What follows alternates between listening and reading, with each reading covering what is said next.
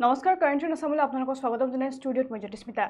ধিং কাণ্ডৰ মূল অভিযুক্তৰ মৃত্যু সলিল সমাধি ঘটিছে ইতিমধ্যে তফিজুল ইছলাম নামৰ নাৰকীয় অভিযুক্তটোৰ ধিং নাৰকীয় কাণ্ডৰ মূল অভিযুক্তৰ ইতিমধ্যে মৃত্যু হৈছে বুলি জানিব পৰা গৈছে আৰু আৰক্ষী জিম্মাৰ পৰা পলায়নৰ চেষ্টা কৰোঁতে মৃত্যুক আকোৱালি ল'লে তফিজুল ইছলাম নামৰ এই মূল অভিযুক্তগৰাকীয়ে আৰু পুখুৰীত জাপ দি সলিল সমাধি ঘটিছে ইতিমধ্যে অভিযুক্তটোৰ আৰু জানিব পৰা মতে ধিঙত যি জঘন্য কাণ্ড সংঘটিত কৰিছিলে এগৰাকী নাবালিকাৰ লগত যি জঘন্য কাণ্ড সংঘটিত কৰিছিলে তাৰ যিগৰাকী মূল মাষ্টাৰমাইণ্ড আছিলে তফিজুল ইছলাম সেই তফাজুল ইছলামৰ ইতিমধ্যে মৃত্যু হৈছে বুলি জানিব পৰা গৈছে আৰু আৰক্ষী জিম্মাৰ পৰা পলায়নৰ চেষ্টা কৰিবলৈ লওঁতে পুখুৰীত জাপ দিছিলে এইগৰাকী পাখণ্ডই অৰ্থাৎ এইগৰাকী যি পাখণ্ড আছে তফাজুল ইছলাম সেই তফাজুল ইছলামে ইতিমধ্যে আৰক্ষী জিম্মাৰ পৰা পলায়নৰ চেষ্টা কৰিবলৈ লৈছিলে আৰু পলায়নৰ চেষ্টা কৰিবলৈ লওঁতে ইতিমধ্যে তেওঁ নদীত জাপ দিছিল পুখুৰী এটাত তেওঁ জাপ দিছিলে আৰু সেই পুখুৰীত জাপ দিয়াৰ লগে লগে তেওঁ সলিল সমাধি ঘটিলে আৰু অৱশেষত মৃত্যুক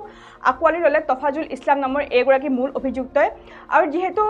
ধিঙত যি নাৰকীয় ঘটনা সংঘটিত হৈছিলে কলকাতাৰ ঘটনাৰ মাৰ নাযাওঁতে সেই কলকাতাৰ ঘটনা যি সমগ্ৰ দেশ কঁপাই গৈছিলে আৰু সেই কলকাতাৰ ঘটনাৰ যি তদন্ত আছে সেই তদন্ত প্ৰক্ৰিয়া অব্যাহত থকাৰ সময়তে ইতিমধ্যে ধিঙতো তেনেধৰণৰ এক সংঘটিত নাৰকীয় ঘটনা সংঘটিত হৈছিলে আৰু এগৰাকী নাবালিকাৰ লগত যি জঘন্য কাণ্ড সংঘটিত কৰিছিলে তিনিগৰাকীকৈ পাখণ্ডই আৰু সেই তিনিগৰাকী পাখণ্ডই এগৰাকী যিগৰাকী মূল অভিযুক্ত আছে তফাজুল ইছলাম সেই তফাজুল ইছলামক ইতিমধ্যে আৰক্ষীয়ে কৰায়ত্ব কৰিবলৈ সক্ষম হৈছিলে আৰু গ্ৰেপ্তাৰ কৰিবলৈ সক্ষম হৈছিলে আৰু আৰক্ষীয়ে ইতিমধ্যে যিহেতু মৃতদেহ উদ্ধাৰ কৰিবলৈ সক্ষম হৈছে তফাজুল ইছলাম নামৰ এইগৰাকী মূল অভিযুক্তৰ আৰু পুৱতি নিশা 4 বজাত আৰক্ষীয়ে সেই জঘন্য কাণ্ডটো সংঘটিত কৰা স্থানলৈ তেওঁক লৈ গৈছিলে অৰ্থাৎ মূল অভিযুক্ত যিগৰাকী আছে তফাজুল ইছলাম সেই তফাজুল ইছলামক সেই মূল স্থানলৈ লৈ গৈছিলে যিটো স্থানত তেওঁলোকে সেই নাবালিকাগৰাকীৰ লগত সেই জঘন্য ঘটনা সংঘটিত কৰিছিলে সেই অপকৰ্ম তেওঁলোকে সংঘটিত কৰিছিলে সেই স্থানত তেওঁলোকক লৈ গৈছিলে আৰু সেই স্থানত সেই তফাজুল ইছলামক তেওঁ আৰক্ষীয়ে লৈ গৈছিলে আৰু লৈ যোৱাৰ সময়তে ইতিমধ্যে তাত এটা পুখুৰী আছিলে আৰু এই পুখুৰীটোত জাপ দিছিলে মূল অভিযুক্ত তফাজুল ইছলামে আৰু পুখুৰীত জাপ দিয়াৰ লগে লগে ইতিমধ্যে সলিল সমাধি ঘটিছে ইতিমধ্যে তফাজুল ইছলাম নামৰ সেইগৰাকী অভিযুক্তৰ আৰু ইতিমধ্যে অভিযুক্তটো নিয়া অৱস্থাত আৰক্ষীৰ হাতৰ পৰা পলাবলৈ চেষ্টা কৰি সমীপৰ এটা পুখুৰীত জাপ মাৰি দিছিলে অভিযুক্তটোৱে অৰ্থাৎ তেওঁ যেতিয়া সেই ঘটনাস্থলীত যে উপস্থিত হৈছিলে যিটো স্থানত সেই নাৰকীয় ঘটনা তেওঁলোকে সংঘটিত কৰিছিলে সেই ঘটনাস্থলীৰ পৰা আৰক্ষীয়ে যেতিয়া তফাজুল ইছলামক লৈ যাবলৈ চেষ্টা কৰিছিলে সেই লৈ যাবলৈ চেষ্টা কৰোঁতে আৰক্ষীৰ বেহু ফালি ইতিমধ্যে পলাবলৈ তেওঁ চেষ্টা কৰিছিলে পলাবলৈ চেষ্টা কৰিবলৈ তেওঁ নিজকে বচাবলৈ এটা পুখুৰীত জাপ দিছিলে কিন্তু সেই পুখুৰীত জাপ দিয়াৰ লগে লগে ইতিমধ্যে সলিল সমাধি ঘটিলে তফাজুল ইছলাম নামৰ সেইগৰাকী মূল অভিযুক্তৰ আৰু ইতিমধ্যে আৰক্ষীয়ে সেই অভিযুক্তগৰাকীৰ যি মৃতদেহ আছে সেই মৃতদেহ ইতিমধ্যে উদ্ধাৰ কৰিবলৈ সক্ষম হৈছে SDRF আৰু NDRF বাহিনীৰ তৎপৰতাত ইতিমধ্যে আৰক্ষীয়ে সেই যি মৃতদেহ আছে তফাজুল ইছলামৰ সেই তফাজুল ইছলামৰ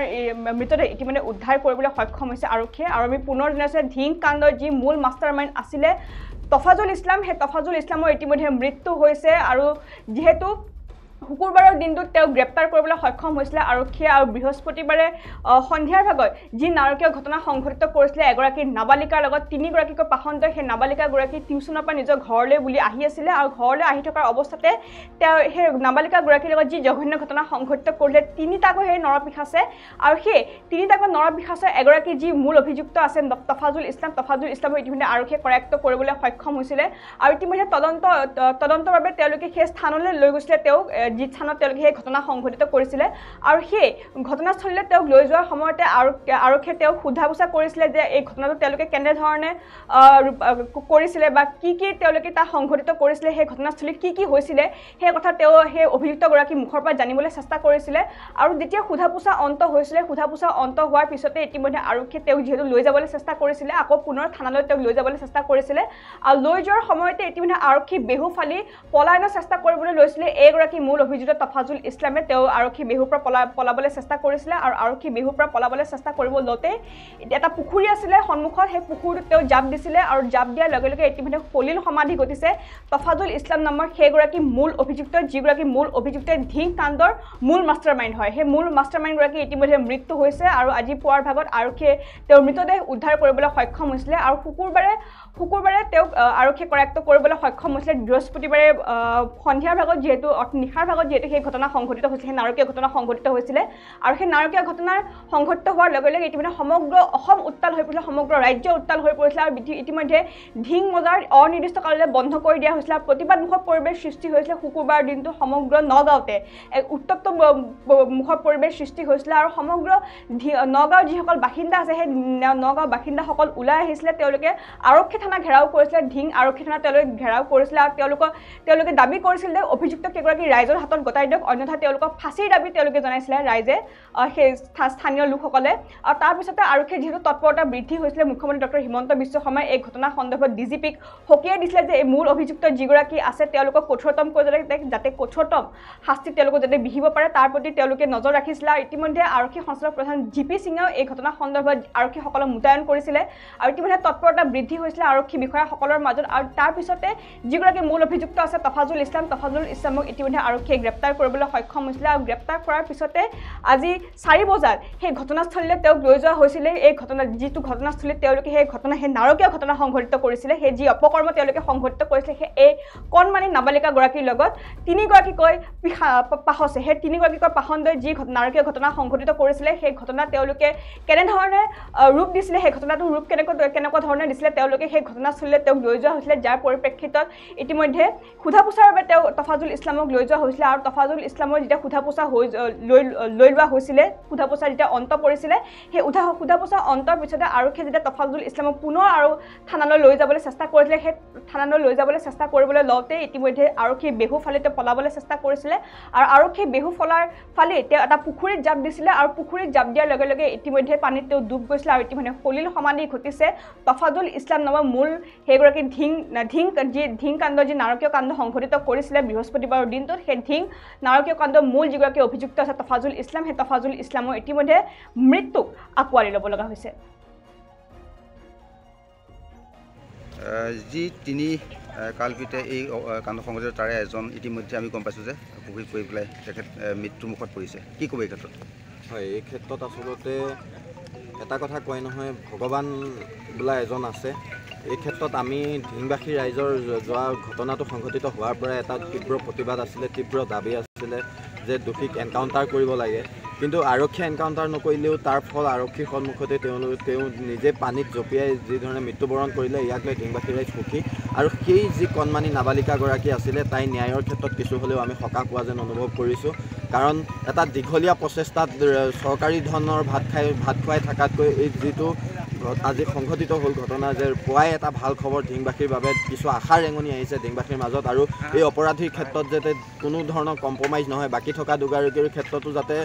আৰক্ষীয়ে নহ'লে ভগৱানেও এনেকুৱা এটা দৃষ্টিৰে নিক্ষেপ কৰে, তাকে আমি কামনা কৰিছোঁ। যোৱা পৰহি যি বৰ্বৰতা ঘটনা এই স্থানতে হৈছিল, যি নাবালিকাক যি ধৰ্ষণ কৰিছিল, আজি যি তাফাজুল পুলিচ বিষয়া পুলিচ প্ৰশাসনে যি তাক এৰেষ্ট কৰিছিল, আজি তেওঁ সোধপোছৰ কাৰণে তেওঁ গাঁৱলৈ তেওঁক আনিছিল আৰু 2জন অপৰাধীক কৰায়ত্ব কৰিবৰ কাৰণে যি প্ৰচেষ্টা চলাইছিল, তাৰপৰা পুলিচ প্ৰশাসনৰ পৰা তেওঁ দৌৰি পলাই পেলাই পানীত পৰিছিল। পানীত পৰি আজি মৃত ঘোষণা হৈছে বুলি আমি গম পাইছোঁ। এই মূলতে ইয়াৰ কাৰণটো হৈছে যে সমগ্ৰ ৰাইজৰ সমগ্ৰ দেশে এই ঘটনাটোক এটা গৰিহণা দিছে। এই গৰিহণাৰ যিটো ভগৱানৰ যিটো আশীৰ্বাদ, যিটো পাপ, ৰাইজৰ যিটো বুলি কয় অভিশাপ, এই অভিশাপে তেওঁক মেৰাই ধৰিছে আৰু এই অভিশাপৰ ফলতে তেওঁ এনকাউণ্টাৰ নকৰাৰ আগতে তেওঁ মৃত্যুবৰণ কৰিবলৈ হৈছে। গতিকে ৰাইজৰ অভিশাপ বহুত সাংঘাতিক। গতিকে কোনো অপৰাধীয়ে ৰাইজৰ কাঠগড়াৰ পৰা কোনো অপৰাধীয়ে সাৰি যাব নোৱাৰে, সেইটোকে আজি প্ৰমাণিত কৰিলে। তফাজুল ইছলামৰ ঘৰ ক'ত কোম্পানী? তেখেতৰ ঘৰ বৰবেটী, অনুমান বৰবেটীত সেই সমীপতে হ'ব পাৰে। পোষ্টমৰ্টমৰ কাৰণে দিয়া হ'ল নেকি? দিয়া হৈছে, মানে মোৰ কাগজত সোমাই দিছোঁ। কি নাম আছিল তেওঁৰ? তফাজুল ইছলাম। তেওঁ মূল অভিযুক্ত আছিল। মূল অভিযুক্ত কেনেকৈ আচলতে আমি তাক মানে তদন্তৰ কাৰণে তাক লৈ যোৱা হৈছিলে ৰাতি। হয়, মানে ঘটনাস্থলীলৈ লৈ গৈছিলোঁ। তাৰপিছত ঘটনাস্থলীত মানে গাড়ীৰ পৰা নমাওঁতে সি মানে পলাবলৈ চেষ্টা কৰিলে। মানে ওচৰত পুখুৰী এটা আছিলে, পুখুৰীত জাপ দিলে। কিন্তু তাৰ হাতত হেণ্ডকাপ লগোৱা আছিলে। তো যিহেতু হেণ্ডকাপটো এটা ওজনৰ বস্তু থাকে আৰু ৰছী লগা আছিলে, তো পুখুৰী বহুত গভীৰ আৰু দ আছিলে। তো তেনেকৈ সি মানে কি হ'ল, আমি বহুত বিচাৰিলোঁ। তাৰপিছত SDRF আহিলে। SDRF পাছত আমি 6:30মান বজাত উদ্ধাৰ কৰিলোঁ। ৰাতিপুৱা 6:30 বজাত হয়। 6:30 বজাত ইয়াতো 3জনকৈ অভিযুক্ত আছিল বুলি বাকী অভিযুক্তৰ বাকী অভিযুক্তবিলাকক আৰু এজনক কি কৰা আছে আৰু এজনক পাইছে নেকি নাই পোৱা এতিয়াও পোৱা নাই তেওঁলোকে বাকী 2জন পলাতক আছে পলাতক 2জন আছে খালি তফাজুল ইছলামক পাইছিলে তেওঁ ইতিমধ্যে মৃত্যু হৈছে তেওঁৰ ইতিমধ্যে মৃত্যু হৈছে পষ্টমৰ্টমৰ কাৰণে ৰখা হৈছে হয় আমাৰ তেওঁ সোধপোছ কৰাৰ পিছত আৰু তেওঁক যিটো আমাৰ চিন অফ ক্ৰাইম য'ত ঘটনাটো হৈছিলে সেইটো দেখুৱাবলৈ তেওঁক লৈ যোৱা হৈছিলে তেনেতে তেওঁ আমাৰ চিপাহীটোৰ পৰা হেণ্ডকাপৰ ৰছীডাল পটকৈ টানি তেওঁ পলাবলৈ চেষ্টা কৰে আৰু পানী যিহেতু তাত পুখুৰী আছে পুখুৰীত পৰে লগে লগে আমি কৰ্ডন কৰোঁ কৰ্ডন কৰাৰ পিছত SDRFকো খবৰ দিয়া হয় SDRF আহি পেলাই তাত চাৰ্চ কৰাৰ পিছত তেখেতৰ মৃতদেহটো আমি পালোঁ আৰু আমাৰ যিজন চিপাহী আছিলে চিপাহীজনৰ হাতত অলপ আঘাত পাইছে আৰু তেওঁক চিকিৎসা কৰোৱা হৈছে ঘটনাটো এতিয়া আমি তদন্ত কৰিছোঁ যে কেনেকৈ তেওঁ তাত মানে যে তেওঁ আন্ধাৰ আছিলে পানীত পৰিলে গতিকে এই ইনচিডেণ্টটো আমি এবাৰ চাব লাগিব কেনেকৈ বাকী 2জন আছামী চিনাক্ত কৰিব পাৰিছোঁ তেওঁলোককো কালি আমি ৰেড কৰিছিলোঁ